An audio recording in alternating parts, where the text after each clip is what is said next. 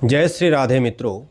तो आज हम जो है इस वीडियो के माध्यम से आपको जो हमारे पार्वण श्राद्ध आने वाले हैं अभी, जिनको 16 श्राद्ध भी बोला जाता है, तो ये हमारे 7 तारीख से शुरू होके 21 तारीख तक रहेंगे। तो इस 16 दिन में जो है हमको पितरों के जो है श्राद्ध करते हैं हम सब लोग।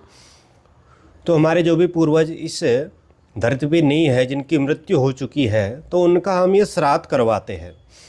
तो इनको पार्वण श्राद्ध कहा जाता है। पार्वण माने होता है कि पर्व, यानी कि ये 16 दिन जो है पितरों के पर्व होता है। ऐसी मान्यता है कि शास्त्रों में इन 16 दिन जो है हमारे पितृ लोग जो भी हैं वह सब जो है यहाँ इस क्षेत्र में आकर, तीर्थों में आकर जो है विचरण करते हैं 16 दिन, जो हमारे पितृलोक में विराजमान है पितृलोक। तो ये 16 दिन जो है हमको श्राद्ध किस प्रकार से करना चाहिए, इसकी विधि आपको बता रहे। किस दिन हमको यह श्राद्ध करना चाहिए अपने पितरों का, ये भी बता रहे हैं। तो जैसा कि हमारे सनातन धर्म में जो है 12 महीने कहे गए हैं। जैसे चैत्र आता है, बैसाख आता है, जेठ आता है, तो ऐसे जो है हमारे 12 महीने आते हैं। तो 12 महीनों में जो है हर महीने में 2 पक्ष होते हैं। एक तो कृष्ण पक्ष होता है, एक शुक्ल पक्ष होता है। तो कृष्ण पक्ष में 15 तिथियां आती है और शुक्ल पक्ष में 15 तिथियां आती है। तो ऐसे पूरा 30 दिन का जो है महीने होता है। उसमें थोड़ा कम ज़्यादा, कभी जो है 28 दिन का भी हो जाता है, कभी 31 दिन का भी हो जाता है। कुछ तिथियां बढ़ जाती हैं, कुछ तिथियां घट जाती है। तो कृष्ण पक्ष में जो 15 दिन होते हैं उसमें से प्रतिपदा, द्वितीया, तृतीया से करके जो कृष्ण पक्ष आता है उसमें 15वें दिन जो है अमावस्या आता है। और इसमें जो है चंद्रमा घटते रहता है। अमावस्या के दिन पूरा घट जाता है, यानी कि देखता नहीं है हमको, फिर उस दिन पूरा अंधेरा रहता है। और शुक्ल पक्ष में जो है चंद्रमा बढ़ते रहता है। तो शुक्ल पक्ष का चंद्रमा बढ़ते बढ़ते 15वें दिन जो है पूर्णिमा हो जाता है, यानी कि पूर्ण जो है पूर्णिमा जो है पूरा दिखाई देता है, इसलिए पूर्णिमा बोला जाता है उसको। तो ऐसे कृष्ण पक्ष, शुक्ल पक्ष ऐसे 15 दिन वो आते हैं, 15 दिन ये आते हैं। तो ऐसे जो है हमारे 30 दिन का जो है यह महीना हो जाता है। तो अब जो है जो ये श्राद्ध आने वाले हैं 16 श्राद्ध, तो इसमें हमको हो जाता है हम किस दिन अपने पितरों का श्राद्ध कराएं। तो जैसे आपका कृष्ण पक्ष की प्रतिपदा के दिन किसी की मृत्यु हुई है आपके पूर्वजों की, चाहे शुक्ल पक्ष की प्रतिपदा हो चाहे कृष्ण पक्ष की प्रतिपदा हो, तो दोनों का जो श्राद्ध है आप जो है पार्वण श्राद्ध में जो है प्रतिपदा तिथि का जो श्राद्ध रहेगा उस दिन जो है उनका श्राद्ध कर सकते हैं। तो वैसी द्वितीया ले लीजिए, वैसी तृतीया ले लीजिए, चाहे शुक्ल पक्ष की हो चाहे कृष्ण पक्ष की हो, दोनों पक्षों में किसी भी दिन चाहे उनकी मृत्यु हुई है तो आपको जो है उनका श्राद्ध इसमें जो है उसी तिथियों के अनुसार करना है। उसमें चाहे, क्योंकि कृष्ण पक्ष में यह तिथियां आती है, तो इसमें शुक्ल पक्ष कृष्ण पक्ष नहीं देखना है हमको, जो तिथि है वो देखना है। तो किस तिथि में आपकी जो है पूर्वजों की मृत्यु हुई है उस तिथि में जो हमको श्राद्ध करना चाहिए उनका। और दूसरा, जैसे कृष्ण पक्ष में अमावस्या आता है और शुक्ल पक्ष में जो है पूर्णिमा आती है 15वें दिन। तो पूर्णिमा का जो श्राद्ध है वह पूर्णिमा के दिन हो जाता है। तो पहला श्राद्ध जो आता है हमारा ये पूर्णिमा के दिन जो है पूर्णिमा श्राद्ध हो जाता है। तो ऐसे 16 श्राद्ध पूरे हो जाते हैं। और लास्ट जो 15वां जो 16वां जो श्राद्ध आता है वह महालया अमावस्या आती है। तो अमावस्या के दिन जिनकी मृत्यु है उनकी अमावस्या के दिन जो है श्राद्ध करना चाहिए। ऐसा आप तिथि के अनुसार कर सकते हैं। लेकिन ये महालया कहा गया, यानी कि ये 16 जो श्राद्ध होते हैं इनमें अगर आप तिथियां नहीं भी देखेंगे, आपको जिस दिन टाइम लगे, जिस दिन आपको टाइम हो, जिस दिन आपकी सुविधा हो, तो आप किसी भी दिन जो है अपने पितरों का श्राद्ध भी कर सकते हैं। ऐसा नहीं कि उसी तिथि में करना है, अगर हो सके तो तिथि को करना चाहिए, नहीं तो किसी भी दिन उनका श्राद्ध कर सके। और दूसरा एक चीज़, एक मात्र नवमी आता है, नवमी तिथि कहा जाता है उसको, यानी कि सुहागिन स्त्रियाँ, यानी कि जिनके पति अभी जिंदा है लेकिन उनकी पत्नी की जो है मृत्यु हो जाती है, तो उनका जो श्राद्ध है वह नवमी के दिन करना चाहिए। ऐसी मान्यता है शास्त्रों में, उसको मात्र नवमी कहा गया है। नवमी के दिन जो है सभी माताओं का, जो सुहागिन माताएं हैं उनका श्राद्ध जो है करना चाहिए मात्र नवमी के दिन, जो नवमी तिथि होती है। बाकी अष्टमी के दिन भी जो है किसी की भी श्राद्ध, जो हमारे पितृ है, पूर्वज है, अगर हमारी तिथि आगे या पीछे कभी भी है तो सबका श्राद्ध आप अष्टमी के दिन भी कर सकते हैं या किसी भी तिथि में कर सकते हैं इन 16 दिनों में।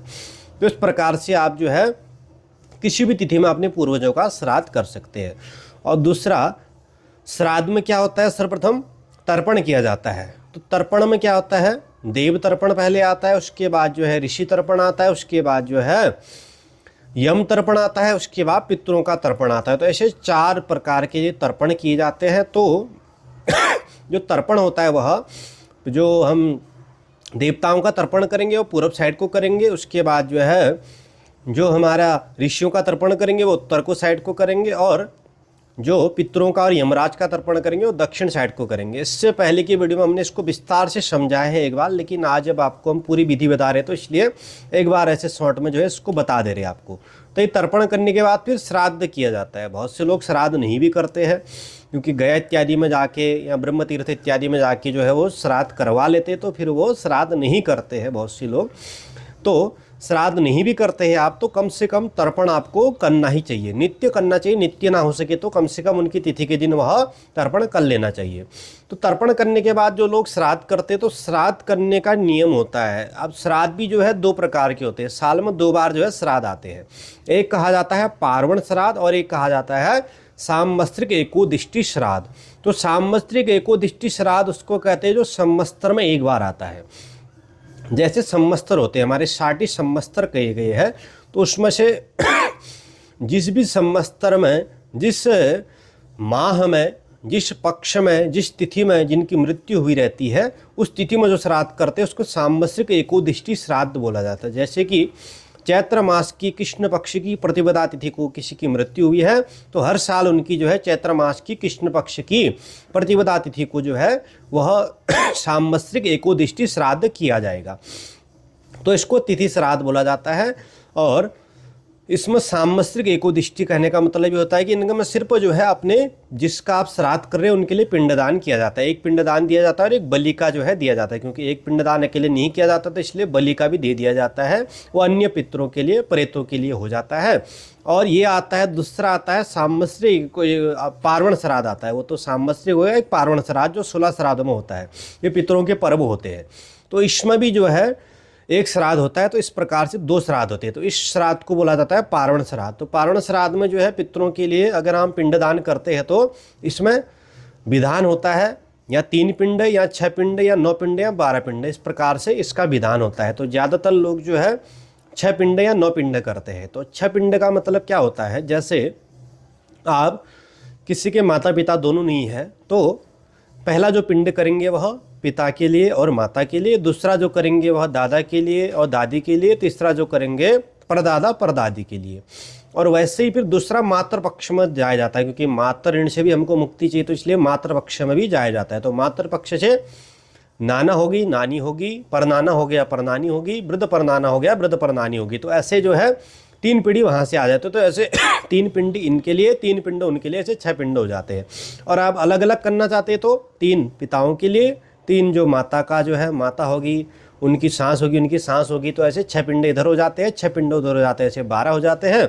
और बहुत से लोग जो है यहाँ से 6 पिंड और वहाँ से 3 पिंड कर लेते हैं, तो ऐसे 9 पिंड हो जाते हैं। तो इस प्रकार से विधान होता है। तो 6 पिंड कम से कम करने चाहिए। इसमें भी जो है एक बलि भी किया जाता है, बलि का पिंड भी दिया जाता है। तो जो नॉर्मल पिंड होते हैं वह तो गोल आकार में बनाए जाते हैं, और जो बलि का पिंड होता है वह नारियल के आकार में बनाया जाता है, उसको बलि पिंड बोला जाता है। बलि का मतलब है वो अन्य पितरों के लिए, जो भी भटके हुए हैं या किसी को कोई देने वाला नहीं रहता है, तो उनके लिए वह पिंडदान किया जाता है।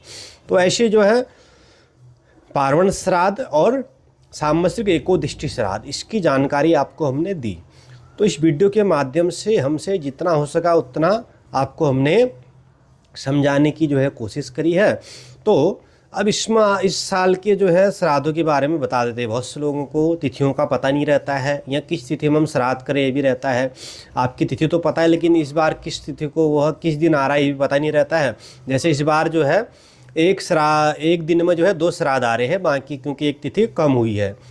तो इसलिए 7 तारीख को पहला श्राद्ध है वह पूर्णिमा का श्राद्ध होगा, और 8 तारीख को जो है प्रतिपदा का श्राद्ध होगा, और 9 तारीख को जो है द्वितीया का श्राद्ध होगा, और 10 तारीख को जो है तृतीया का श्राद्ध होगा, 11 तारीख को चतुर्थी का श्राद्ध होगा, और 12 को जो है पंचमी और षष्ठी दोनों का श्राद्ध हो जाएगा, और 13 को जो है सप्तमी का श्राद्ध होगा, और 14 को अष्टमी का होगा, और 15 को जो है नवमी का श्राद्ध होगा, और 16 को दशमी का श्राद्ध होगा, और 17 को जो है एकादशी का श्राद्ध होगा, और 18 को जो है द्वादशी का श्राद्ध होगा, 19 को जो है त्रयोदशी का श्राद्ध होगा, और 20 तारीख को चतुर्दशी का श्राद्ध होगा और उसके साथ 21 तारीख को जो है महालया अमावस्या का श्राद्ध होगा।